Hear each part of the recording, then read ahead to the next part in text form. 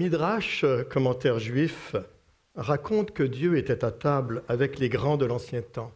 Les anges servaient. Ils demandèrent à Dieu qui, parmi l'assistance, était digne de remercier pour les bienfaits de l'existence. Chacun y allant de son avis. Est-ce Abraham, le père de la foi? Est-ce Moïse qui reçut les tables de la loi? Est-ce Salomon qui construisit le premier temple? Est-ce Jacob, le père des 12 tribus? Est-ce Adam, le père de l'humanité? Finalement, Dieu dit, c'est David. L'un des anges osa demander, pourquoi lui? Il a menti, tué, trahi, volé, convoité. Dieu répondit, tous ont eu des manquements, mais c'est le seul qui a demandé pardon, c'est le seul qui s'est repenti. La repentance de David, nous la trouvons dans 2 Samuel. Elle est exprimée également dans le psaume 51. C'est le psaume que je vous invite à lire en ce moment, tel qu'il apparaîtra sur l'écran. Certains extraits du psaume 51 dans la traduction de Louis II. L'introduction elle-même donne déjà le ton. Au chef des chantres, psaume de David, lorsque Nathan le prophète vint à lui, après que David fut allé vers Bathsheba. Tous ensemble pour débuter. Ô Dieu, aie pitié de moi dans ta bonté, selon ta grande miséricorde. Efface mes transgressions, lave-moi complètement de mon iniquité et purifie-moi de mon péché, car je reconnais mes transgressions et mon péché est constamment devant moi. J'ai péché contre toi seul et j'ai fait ce qui est mal à tes yeux, en sorte que tu seras juste dans ta sentence, sans reproche dans ton jugement. Tu veux que la vérité soit au fond de mon cœur. Fais donc pénétrer la sagesse au-dedans de moi. Purifie-moi avec l'hysope et je serai pur. Lave-moi et je serai plus blanc que la neige.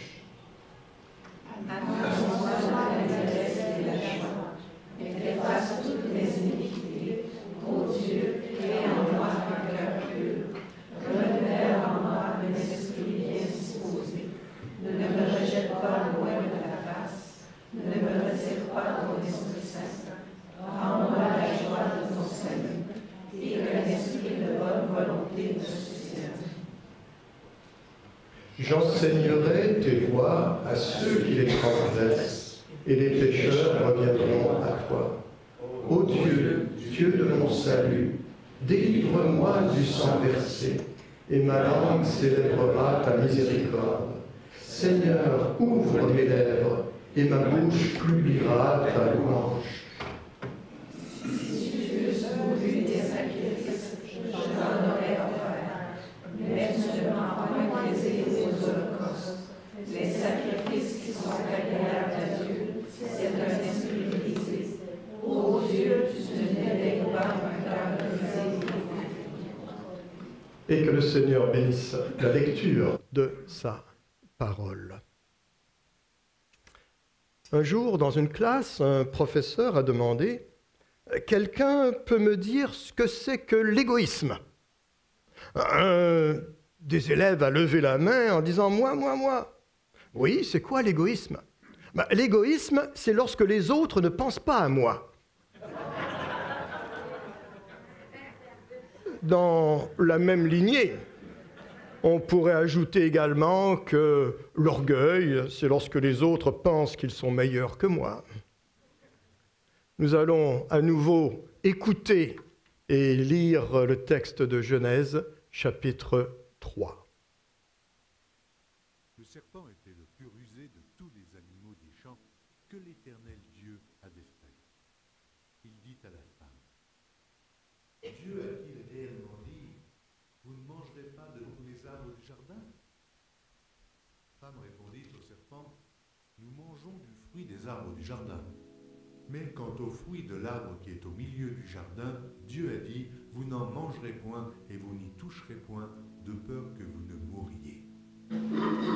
Alors le serpent dit à la femme, « Vous ne mourrez point. Mais Dieu sait que le jour où vous en mangerez, vos yeux s'ouvriront, et que vous serez comme des dieux, connaissant le bien et le mal. » La femme vit que l'arbre était bon à manger et agréable à la vue, et qu'il était précieux pour ouvrir l'intelligence. Elle prit de son fruit et en mangea. Elle en donna aussi à son mari, qui était auprès d'elle, et il en mangea. Les yeux de l'un et de l'autre s'ouvrirent, ils connurent qu'ils étaient nus, et ayant cousu des feuilles de figuier, ils s'en firent des ceintures. Alors ils entendirent la voix de l'Éternel Dieu qui parcourait le jardin vers le soir, et l'homme et sa femme se cachèrent, loin de la face de l'Éternel Dieu, au milieu des arbres du jardin.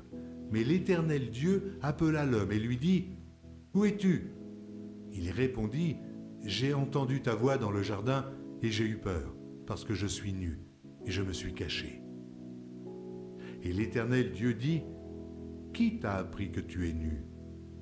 Est-ce que tu as mangé de l'arbre dont je t'avais défendu de manger ?» L'homme répondit, « La femme que tu as mise auprès de moi m'a donné de l'arbre et j'en ai mangé. » Et l'Éternel Dieu dit à la femme, « Pourquoi tu fais cela ?» La femme répondit, « Le serpent m'a séduite et j'en ai mangé. » L'Éternel Dieu dit au serpent, « Puisque tu as fait cela, tu seras maudit entre tout le bétail et entre tous les animaux des champs. Tu marcheras sur ton ventre et tu mangeras de la poussière tous les jours de ta vie. Je mettrai inimitié entre toi et la femme, entre ta postérité et sa postérité. Celle-ci t'écrasera la tête et tu lui blesseras le talon. Il dit à la femme, « J'augmenterai la souffrance de tes grossesses.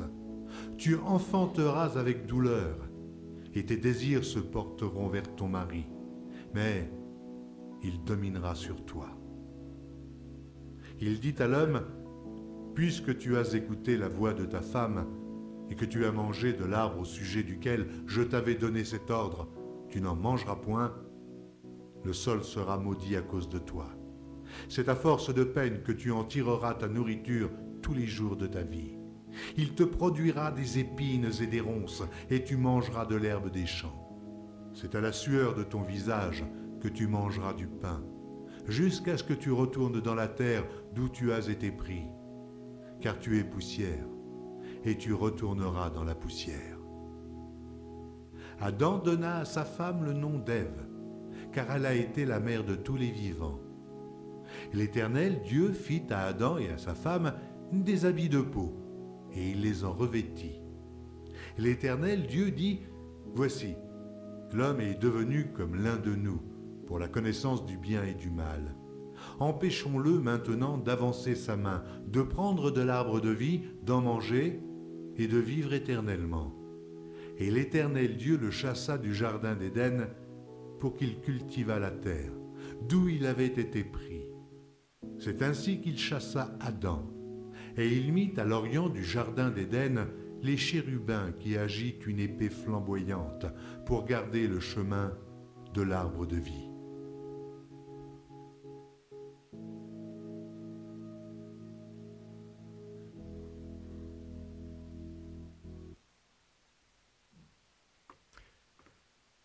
Genèse 1 n'était pas là pour nous dire le comment des choses, pour nous expliquer le fonctionnement de l'acte créateur, pour nous dire que Dieu a tout créé en 6 ou 7 jours.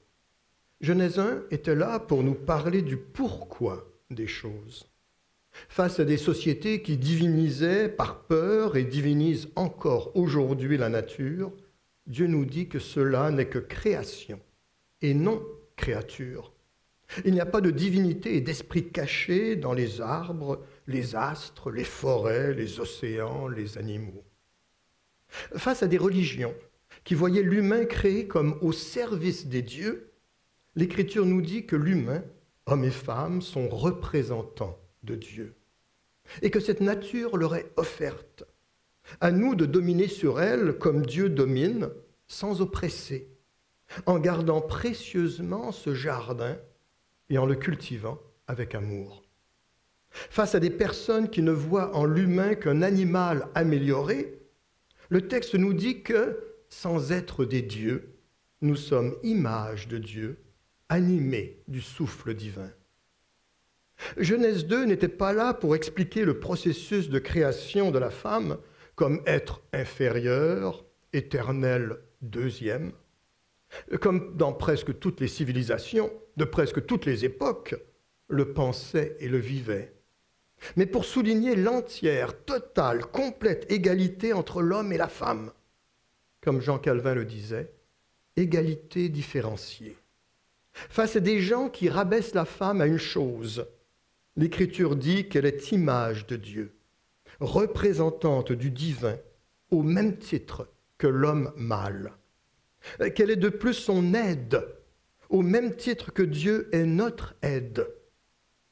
Apparaît ici le principe de la complémentarité.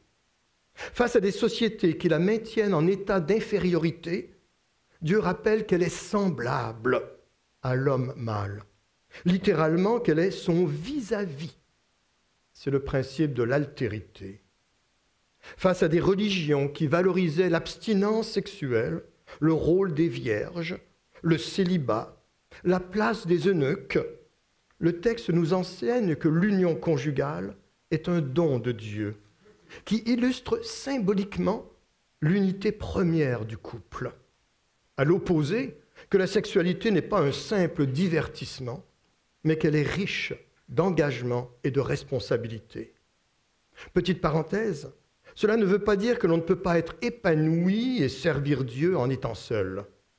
La relation avec l'autre moi-même différent de moi peut très bien s'établir au niveau des amitiés, qu'elles soient professionnelles, familiales ou sociales. J'entends parfois des gens dire « Oui, mais Paul a dit au sujet des femmes. » Je sais très bien ce que Paul a dit, mais ça c'est un autre sujet de prédication. Avec le chapitre 3, nous assistons à un grand chamboulement.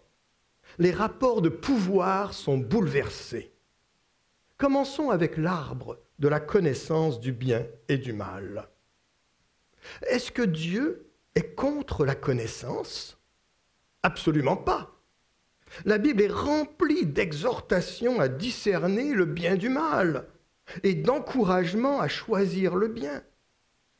Romains chapitre 12, le verset 2 nous dit « Ne vous conformez pas au siècle présent, mais soyez transformés par le renouvellement de l'intelligence, afin que vous discerniez quelle est la volonté de Dieu, ce qui est bon, agréable et parfait. » Je souligne que ce n'est pas le renouvellement de l'ignorance.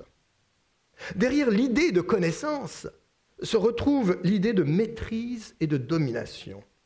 Connaître quelque chose, c'est pouvoir exercer un contrôle dessus ces choses. Dieu n'interdit pas à l'humain de savoir ce qui est bon ou mauvais. Ce qu'il y a dans cet interdit, c'est plutôt de décider lui-même de ce qui est bien ou mal, d'avoir ses propres normes, ses propres règles. Dans le texte, il est dit au verset 17 du chapitre 2, « Le jour où tu en mangeras, tu mourras. » L'humain n'est pas mort ce jour-là. Il a encore vécu pour Adam presque 1000 ans. Mais il est entré dans le royaume des mortels. Au verset 22 du chapitre 3 que nous avons entendu, l'Éternel Dieu dit « Voici, l'homme est devenu comme l'un de nous, pour la connaissance du bien et du mal. Empêchons-le maintenant d'avancer sa main, de prendre de l'arbre de vie, d'en manger et de vivre éternellement. » De plus, je reviens sur l'un des symbolismes bibliques de la mort. J'avais mentionné à quelques reprises, dans différents sermons du passé, la mort qui est une rupture des relations. Et non pas simplement le cœur qui s'arrête, le souffle qui se tarit et le cerveau qui ne fonctionne plus. Rupture des relations avec soi, avec les autres et avec Dieu. Et c'est ce que notre texte démontre fort bien. Adam et Ève se sont trouvés en rupture de relation avec eux-mêmes, on verra dans un instant. Avec l'autre, on le verra dans un instant. Et avec Dieu également. L'arbre de vie mentionné ici, à 2 reprises dans notre texte, c'est le seul endroit de l'Ancien Testament où nous l'avons, va réapparaître à 3 reprises dans le dernier livre de la Bible, l'Apocalypse. Ce sera à ce moment-là le retour à l'éternité. Est-ce que l'humain est initialement fait pour vivre éternellement, comme les elfes dans Le Seigneur des Anneaux? Selon les défenseurs du transhumanisme, il semblerait que oui. Le processus de vieillissement des cellules peut être, sinon renversé, du moins remplacé par l'ajout continuel de nouvelles cellules.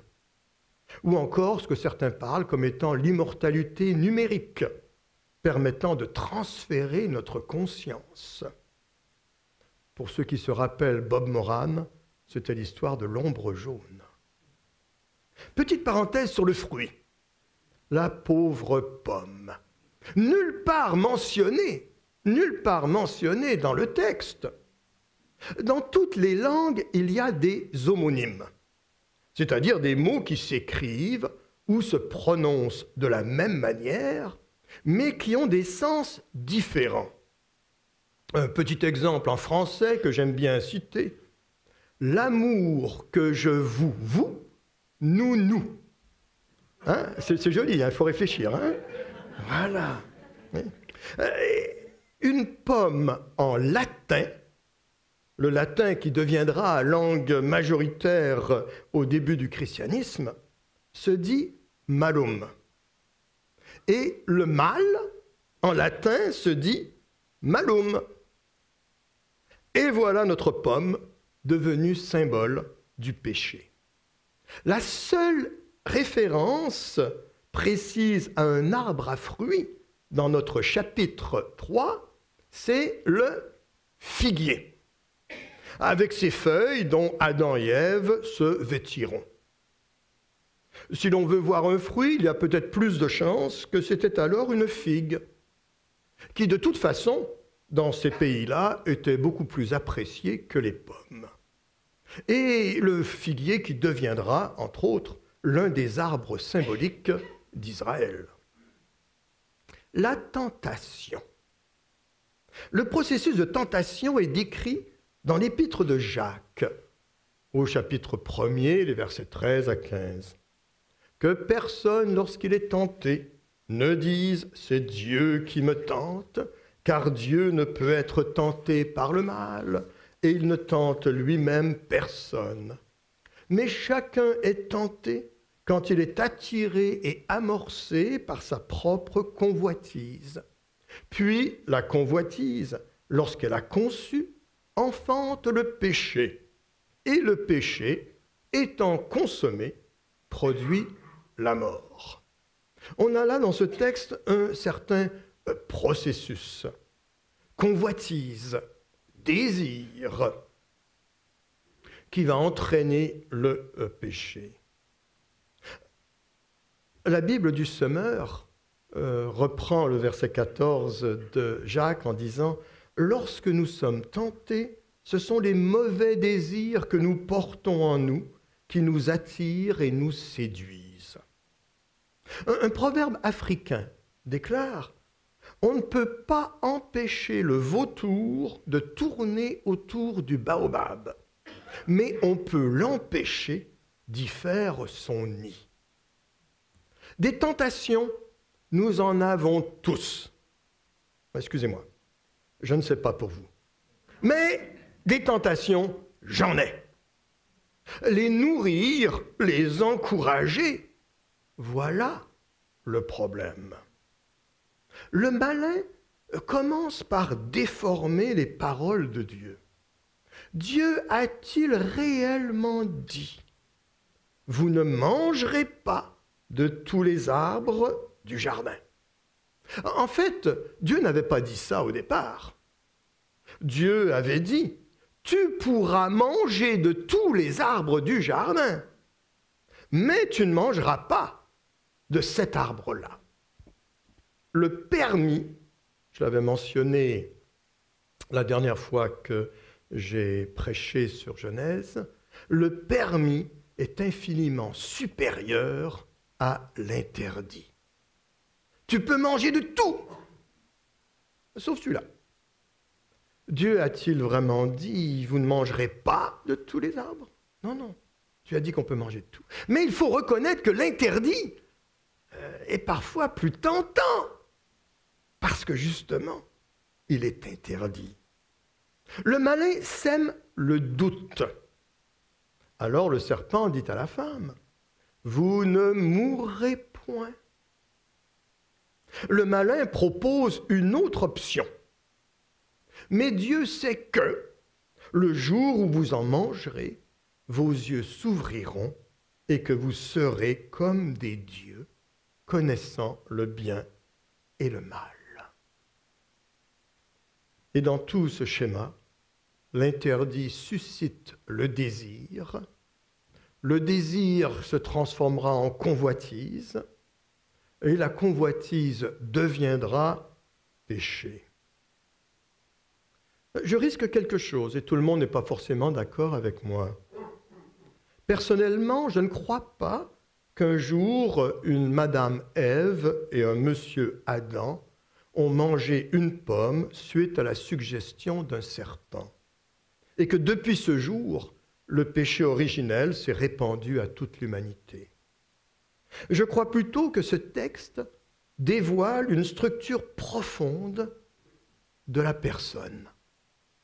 Tous les humains ont en eux le secret désir de devenir Dieu et de posséder les gens et les choses. De posséder les gens, c'est-à-dire de vouloir transformer l'autre à sa propre image. Et de posséder les choses, surtout dans le rapport avec l'autre, convoiter ce que l'autre a. Voilà le péché avec un P majuscule, si on voudrait faire une telle distinction. Vouloir prendre la place de Dieu, le désir de toute puissance. Un autre commentateur allait plutôt en disant que le péché consiste à dire « il y a un Dieu et je ferai comme s'il n'y en avait pas ». L'un comme l'autre aboutit à la même conséquence, le même résultat. Je veux décider pour moi-même. Quand quelqu'un arrive en me disant « Si Dieu est si bon, pourquoi est-ce qu'il permet les guerres? Pourquoi est-ce qu'il permet les famines ?» Le sous-entendu qu'il y a en arrière de cela, c'est « Si j'étais à la place de Dieu, je m'arrangerais pour qu'il n'y ait plus de guerre. Je réglerais le problème de la famine. » Le problème qu'il y a dans cette réflexion, c'est qu'à ce moment-là, il faudrait manipuler les gens, contrôler les personnes, diriger l'autre. Et quelqu'un qui cherche à manipuler les autres, dans le dictionnaire, on appelle ça un tyran. Le risque de la liberté, le risque de l'amour, voilà. Dieu n'avait absolument pas besoin de nous. Dieu est complet en lui-même. Nous ne sommes pas créés pour une raison particulière. Nous sommes uniquement un produit de l'amour de Dieu. Et tout ce que l'on peut dire et faire en prenant conscience de ça, c'est dire « merci que je suis là ». Et donc, on peut dire que Dieu a besoin de nos louanges. Pas vraiment. Il n'a pas besoin de nos louanges. Il aime nos louanges. Ce n'est pas la même chose. Dieu n'a pas besoin de notre service. Mais il aime ça quand on lui rend service. Nous sommes un pur produit de cet amour inconditionnel. Là, je suis en train de m'emballer, puis il faut que je... Bon. Il succombe, au pluriel, et découvrent qu'ils sont nus. Cette nudité où l'on n'a rien à cacher, rien à se reprocher, où tout est innocence, soudain, cette nudité les met mal à l'aise. Ils se cachent l'un à l'autre en se faisant des vêtements de feuilles de figuier. Ils se cachent dans le jardin, loin de la face de Dieu, en espérant quelque part que Dieu ne les trouve pas. Nous entrons dans l'ère de la suspicion et de la dissimulation. Et là, nous avons la première question de la Bible, posée par Dieu lui-même. Où es-tu? Dieu sait très bien où est-ce qu'il est. Dieu sait très bien où est-ce qu'ils sont. Ce n'est pas tant la position physique qui est là. Il s'adresse à la conscience des humains. Où es-tu dans ton chemin de vie et de foi? Où en es-tu dans ta vie? Qu'as-tu fait de toutes ces années passées, de tout ce temps qui nous a été accordé? Qu'avons-nous accompli? Où en sommes-nous dans notre existence? Et là, nous avons le premier sentiment manifesté par un humain dans la Bible. J'ai eu peur. Cette peur viscérale, cette peur fondamentale, cette peur de toutes sortes de choses.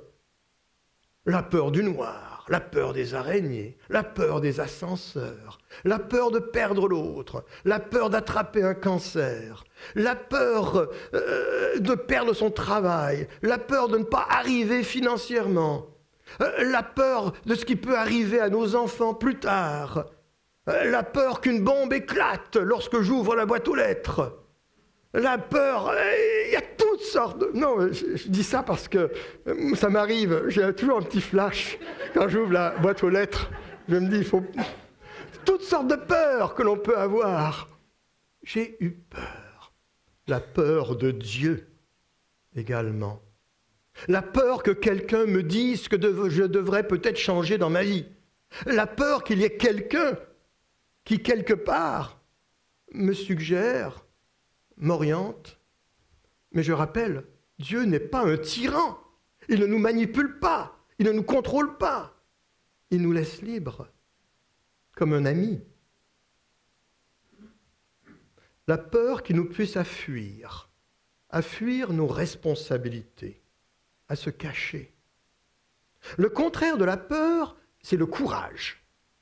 Le véritable courage qui consiste à regarder en face sa propre fragilité, ses propres faiblesses, et à les assumer. Le courage également de la confiance. Je suis nu. Attendez, il s'était pourtant habillé, il s'était fait des vêtements avec les feuilles de figuier, mais il arrive en disant « je suis nu ». On parle ici de la nudité de celui qui se sent dévoilé par la vérité. On pourrait traduire, on pourrait dire « je me sens mal dans ma peau, je ne sais plus quoi faire ». Alors les arguments jaillissent. Ce n'est pas de ma faute, c'est la femme. Ah, ce n'est pas de ma faute, c'est le serpent. Et dans le fond, ce n'est pas de ma faute, c'est la femme que tu m'as donnée, donc c'est un peu toi la faute. C'est ta faute à toi, Dieu. Dans ces versets, l'homme et la femme ne sont pas des adultes qui assument leurs actes, mais des adolescents ou des enfants qui se cherchent des excuses. Arrive le tour des conséquences de leurs actes, souvent appelées malédictions. À commencer par le serpent. Ce n'est pas tant les conditions physiques. Avait-il des pattes? Les a-t-il perdues? Il rampe comme il l'a toujours fait. Un commentaire juif souligne que s'il mange la poussière du sol, qui est infini, cela veut dire qu'il n'éprouvera jamais la faim, ce qui est un drame. Car ce n'est que lorsqu'on a faim que la nourriture est désirée et goûteuse. Lorsqu'on n'a pas faim ou lorsqu'on n'a plus faim, la nourriture perd sa saveur. Ainsi, c'est un triste sort que celui de ne plus désirer la nourriture, de ne plus espérer. Bon, commentaire intéressant. Mais en fait, ce qui est particulier dans cette malédiction avec le serpent, c'est ce que les commentateurs appellent la première prophétie messianique. Dans Genèse, au chapitre 3, le verset 15, « Je mettrai inimitié entre toi et la femme, entre ta postérité, des générations plus tard, et sa postérité, des générations plus tard. Celle-ci t'écrasera la tête et tu lui blesseras le talon. » Beaucoup de commentateurs y voient une allusion possible à l'œuvre du Christ, blessé et mort à la croix, mais écrasant les œuvres du mal de par cette même croix et sa résurrection. Mais de façon plus générale, l'histoire de l'humanité peut être vue au regard de cette lutte entre blesser l'un, écraser l'autre.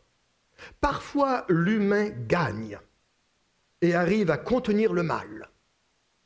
Parfois, il perd et le malin répand son venin. On le voit entre autres quand il y a de grandes catastrophes, où tout d'un coup, il y a un élan de solidarité incroyable, où des personnes qui ne se connaissent pas vont s'entraider, vont faire des efforts inhumains pour aller au secours des autres. Et en même temps, il y a de ces pilleurs qui sont là pour profiter de la catastrophe, afin d'aller vider les maisons, afin de dépouiller les gens, ou afin de profiter au niveau économique en augmentant les prix des denrées premières. Toutefois, en vue de l'espérance future, nous sommes encouragés à toujours lutter pour le bien. Puis, conséquence sur la femme. J'augmenterai la douleur de tes grossesses, tu enfanteras avec douleur, et tes désirs se porteront vers ton mari, mais il dominera sur toi. D'une part, ce texte évoque le défi et la difficulté de devenir parent. Non seulement à l'accouchement, mais la vie durant. L'amour sans condition est parfois douloureux. Je me rappelle, il y a des années de cela, un de mes enfants, ma petite fille, qui devait avoir 5 ans à l'époque, on était dans une église, on assistait à un service. Elle me tire le pantalon, puis elle me dit « Papa, est-ce que Jésus était marié pour que nous soyons ses enfants ?» Ah, c'est intéressant, hein? Le genre de questions dont seuls les enfants, quelque part, ont le secret.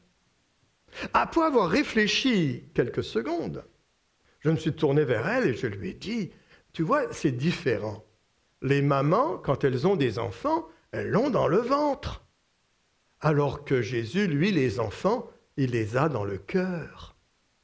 Et j'étais fier de ma réponse. Mais là, elle me retire le pantalon, puis elle me dit, mais papa, ça doit faire très mal quand ça sort du cœur. Et à sa façon, elle avait bien raison. Parce que oui, ça peut faire mal quand ça sort du cœur. Oui, ça peut faire mal quand on espère tant pour l'autre. Mais que signifie la dernière partie de ce verset ? Tes désirs se porteront vers ton mari, mais il dominera sur toi. Si on le prend dans le sens de la sexualité, comme beaucoup de commentateurs le font, on dira que ce qui devait être symbole de partage deviendra histoire de convoitise et de domination, rapport de pouvoir. Toutefois, les mêmes termes de désir et de domination se retrouvent au chapitre suivant dans l'histoire de Caïn et Abel, sans que l'on puisse y voir une connotation sexuelle de quelque façon que ce soit. Dieu disant à Caïn, « Si tu agis bien, tu relèveras ton visage. Et si tu agis mal, le péché se couche à la porte, et ses désirs se portent vers toi, mais toi, domine sur lui. » En comparant les deux passages, on pourrait déduire que les désirs se portent est une formulation qui parlerait d'influence.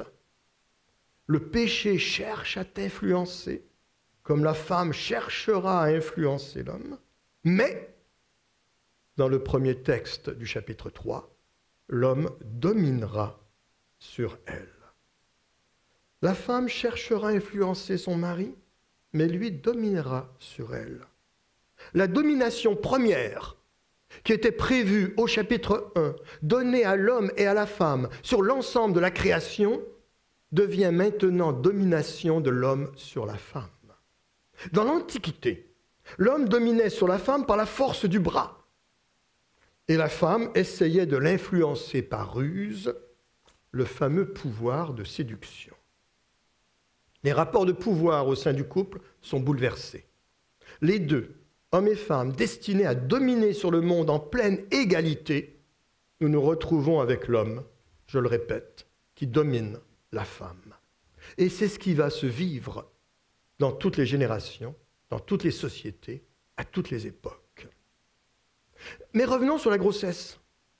Quel mari, voyant sa femme en douleur, lui dira « Bravo chérie, souffre, c'est la volonté de Dieu pour toi !» Ou au contraire, ne cherchera-t-il pas à atténuer ses souffrances?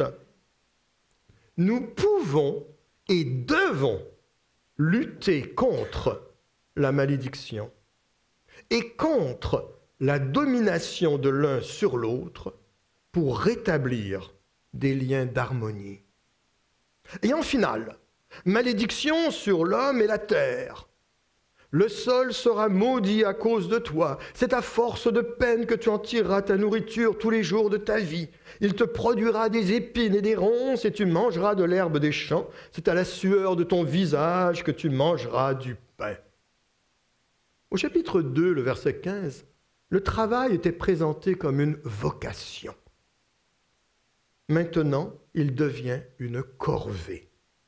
Mais encore là, quelle personne, voyant son conjoint peiner et suer au travail, lui dira « Bravo, continue, encore plus de travail, encore plus de sueur, et pour les champs, je vais semer des mauvaises herbes. » Non, au contraire, on cherchera à atténuer la peine, car si on aime l'autre, si on aime les autres, on cherchera à nouveau, comme mentionné précédemment, nous pouvons et devons lutter contre la malédiction et toujours améliorer les conditions de travail. Dieu remplacera alors les vêtements faits de feuilles de figuier par des habits de peau. Le vêtement en feuilles de figuier a été le signe de la désobéissance du premier couple humain. Se sentant mal dans sa peau, il se cache derrière ses vêtements. Lorsque Dieu va les vêtir de tuniques de peau, c'est la première mort d'animal mentionnée dans la Bible.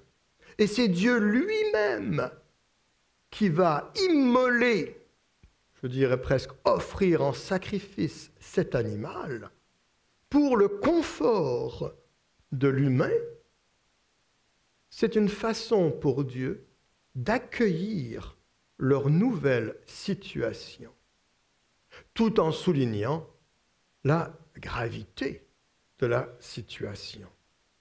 L'homme et la femme ont quitté l'ère de l'innocence marquée par la nudité pour entrer dans le combat de l'histoire marqué par la nécessité de se protéger. Et que le Seigneur nous accompagne en cette journée.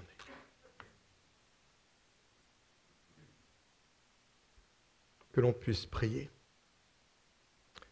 Oui Seigneur, à nouveau devant toi avec notre orgueil, notre égoïsme, avec ce que nous sommes, tout simplement.